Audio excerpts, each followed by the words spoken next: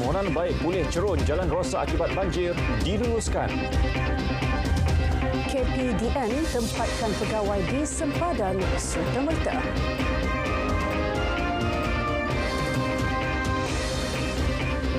Assalamualaikum dan salam Malaysia Madani. Yang di-Pertuan Agong Al-Sultan Abdullah Riayatuddin Al-Mustafa Billah Shah berkenan berangkat ke Majlis Jamuan Teh Diraja sempena tamat tempoh pemerintahan baginda di Istana Negara. Turut berangkat Raja Permaisuri Agong Tunku Azizah Aminah Maimunah Iskandariah. Majlis dihadiri lebih 2,000 tetamu termasuk jemaah menteri, duta-duta asing dan pegawai kanan kerajaan. Antara tetamu kenamaan yang hadir, Perdana Menteri Datuk Seri Anwar Ibrahim dan Timbalan Datuk Seri Dr. Ahmad Zahid Hamidi. Semua ahli parlimen dan anggota Dewan Negara turut hadir. Al-Sultan Abdullah akan menamatkan pemerintahan sebagai Yang di-Pertuan Agong ke-16 30 Januari ini. Kementerian Peralihan Tenaga dan Daya Guna Awam serta Kementerian Kerja Raya diarah berbincang mencari kaedah terbaik bagi menyelesaikan isu bekalan air di Sabah, terutama melibatkan projek loji rawatan air LRA Telibong 2 Fasa 2 di Tuaran. Timbalan Perdana Menteri Datuk Seri Fadilah Yusof berkata, perbincangan perlu diadakan dalam tempoh 2 minggu bersama agensi berkaitan termasuk Jabatan Kerja Raya dan Jabatan Air Negeri Sabah.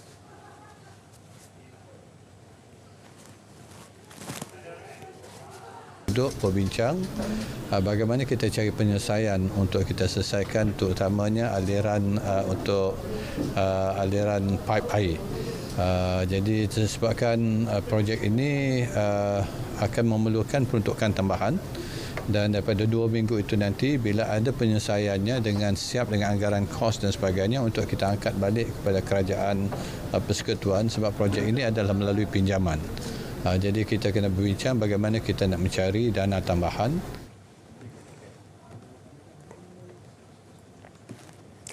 113 juta ringgit permohonan membaik pulih cerun runtuh dan jalan raya rosak di negeri-negeri terjejas banjir diluluskan. Menteri Kerja Raya Datuk Seri Alexander Nantalinggi berkata ia melibatkan 129 projek di Kelantan, Terengganu, Johor dan Pahang. Jelas beliau 55.4 juta ringgit diperuntukkan bagi membaik pulih 48 cerun, manakala 57.6 juta ringgit untuk baik pulih 81 jalan raya rosak. Kelantan menerima peruntukan tertinggi iaitu 34 juta ringgit, diikuti Johor 30.17 juta ringgit, Pahang 28.3 juta ringgit dan Terengganu 11.3 juta ringgit.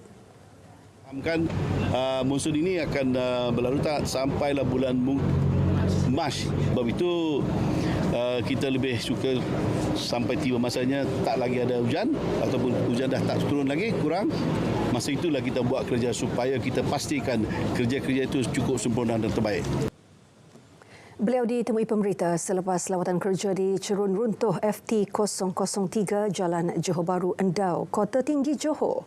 Sementara itu, 4 lokasi jalan raya di Jalan Kota Tinggi Mersing bakal dinaik taraf dengan kos 120 juta ringgit.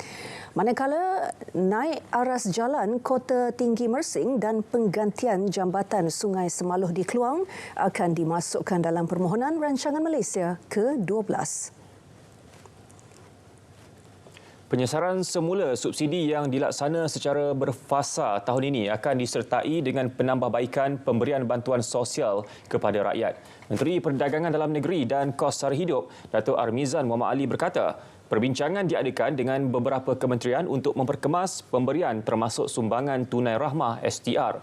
Beliau memberitahu antara penambahbaikan STR yang boleh dilaksana ialah meningkatkan jumlah bantuan selain menambah liputan pemberiannya kepada kumpulan sasar yang lebih ramai. Kadar minimum pendaftaran haji disyur disemak semula selari kos haji semasa. Menteri di Jabatan Perdana Menteri Hal Ehwal Agama, Datuk Dr. Muhammad Naim Mokhtar memaklumkan perbincangan dengan pengurusan tertinggi Lembaga Tabung Haji berkaitan hal itu bakal diadakan. Jadi saya diarahkan kepada pihak pengurusan tertinggi tabung haji untuk mengadakan perbincangan okey, bengkel dan sebagainya untuk melihat kembali kemungkinan untuk kita naikkan had minima ini supaya pendeposit ini yang layak untuk mendaftar haji tadi itu dia kena ambil kira jumlah tersebut. Beliau ditemui pada Majlis Convocation College Professional Baitumal Kuala Lumpur di Serdang. Ketika ini, pendeposit tabung haji boleh mendaftar haji dengan kadar minimum RM1,300. Penguatkuasaan terus diperkukuh bagi membantras penyeludupan dan ketirisan barangan kawalan bersubsidi di sempadan. Menteri Perdagangan Dalam Negeri dan Kos Sara Hidup, Dato' Armizan Muhammad Ali berkata, 6 agenda menjadi fokus utama. Jelas beliau, pihaknya akan meneruskan Optiris 3.0, memperkukuh kerjasama antara agensi penguatkuasa sempadan dan menempatkan pegawai penguatkuasa KPDN di 7 lokasi pintu masuk negara. Selain menambah baik prosedur operasi standard SOP penyerahan kes dari agensi lain. Pada masa sama, melaksana pemantauan di premis perniagaan di sempadan serta pengauditan pemborong diesel, pemegang permit barang kawalan dan syarikat pengeksport.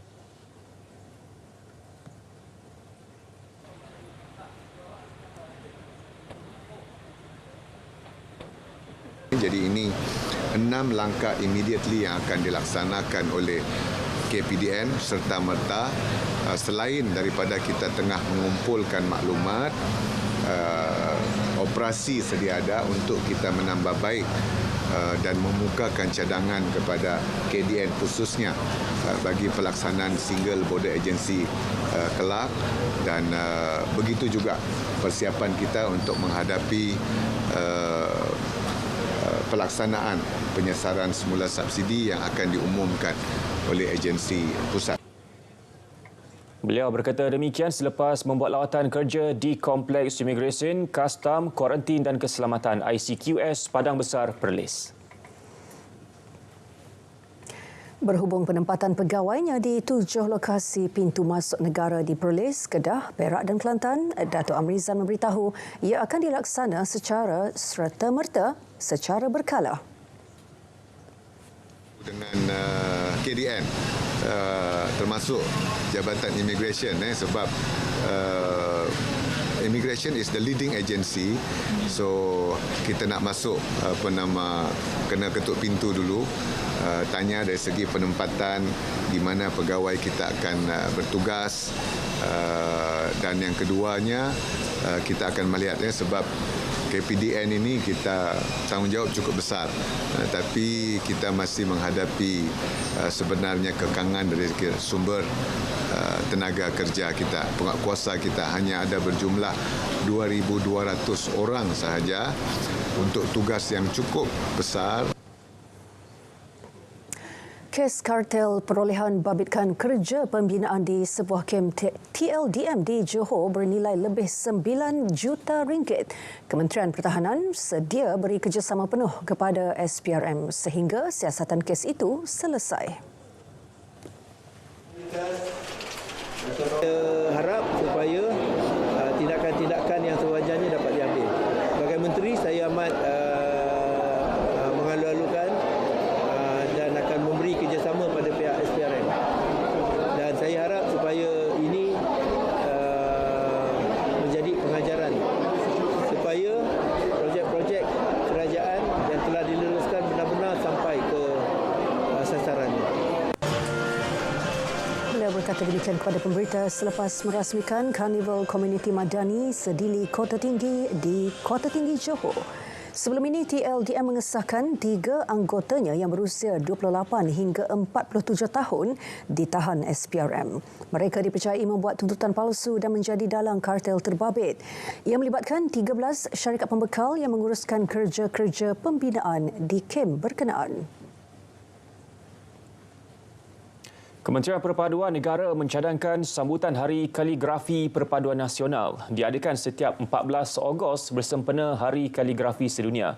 Menurut menterinya, Dato' Aaron Ago Dagang, ia bagi membolehkan rakyat menghayati seni kaligrafi tanpa mengira kaum, bangsa dan agama. Jelas beliau, sudah tiba masanya seni kaligrafi diangkat sebagai pemupuk perpaduan untuk mengeratkan hubungan silaturahim, kebersamaan dan muhibah dalam kalangan rakyat. Beliau berkata demikian menerusi kenyataan selepas perasmian Konvensyen Kaligrafi Huichun Nasional kali pertama 2024. Kementeriannya juga akan mempertimbangkan untuk mengadakan festival kaligrafi Unity yang melibatkan tulisan Jawi, Cina dan Tamil bagi memupuk kepelbagaian dalam masyarakat.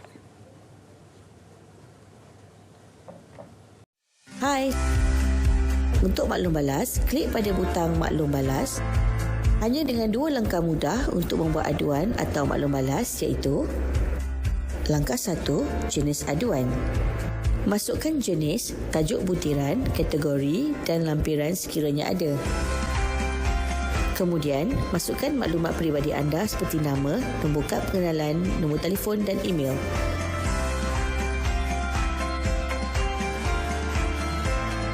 Langkah 2, pengesahan akaun.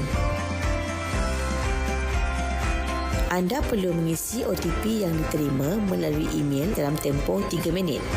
Permohonan semula diperlukan sekiranya tidak menerima OTP dalam tempoh ditetapkan atau tamat tempoh pengisian.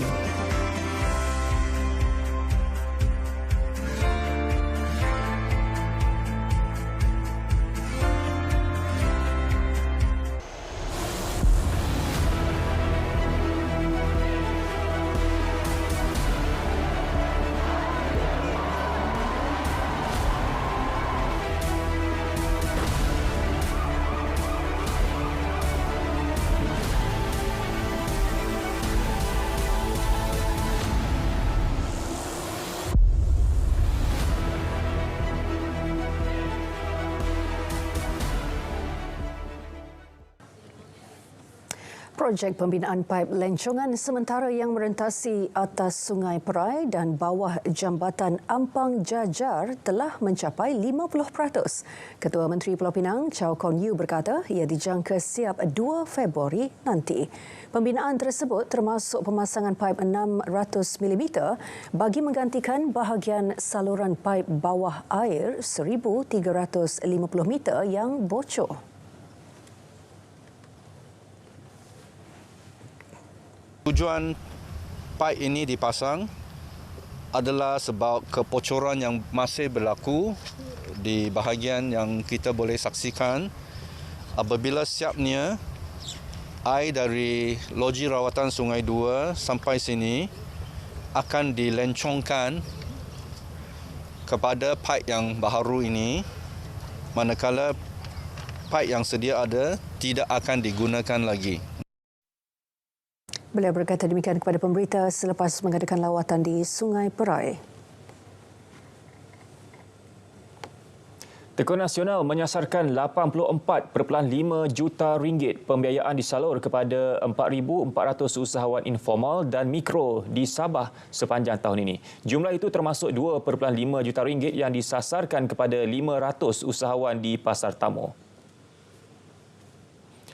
Justru Menteri Pembangunan Usahawan dan Koperasi Dato' Iwan Benedict yakin pembukaan cawangan Tekun Nasional di daerah Pinampang mampu merealisasikan sasaran ditetapkan. Saya berharap dengan pembukaan cawangan ini akan melebarkan perkhidmatan tekun kepada usahawan-usahawan di daerah ini sebagai usaha konsisten kita untuk membantu usahawan-usahawan di negara kita untuk terlibat dalam gerakan keusahawanan dan mendapat perkhidmatan terbaik daripada tekun melalui program pembiayaan di bawah tekun. Pembukaan cawangan baru di Penampang ini memudahkan lagi ramai peniaga lah, lagi pun senang nak cari. Dari segi perkhidmatan yang ditawarkan oleh tekun sangat-sangat baguslah. Dia lebih memudahkan peniaga untuk meminjam. Dia tidak persulitkan. Dia tidak minta, dia hanya mau tengok apa kau punya perniagaan, tempat lokasi kau berniaga, itu sajalah. Amat bagus sekali sebab dia memberi peluang kepada usahawan yang berada di dalam daerah ini untuk mudah berurusan dekat dengan adanya pejabat tekun yang lagi dekat ini, kerana sebelum ini berada di Kepayan di aeroport, dan lagi satu dia memberi peluang kepada usahawan-usahawan yang lain untuk lebih mengenali dekat dengan tekun. Tekun Nasional turut merancang untuk membuka cawangan di kawasan Parlimen Kimanis tahun ini. Terdahulu, 9 usahawan menerima cek pembiayaan tekun dengan nilai keseluruhan RM250,000. Turut disampaikan sumbangan beg sekolah kepada 50 murid SK Moyok dan SK Kipovo menerusi program tanggungjawab sosial korporat Tekun Nasional.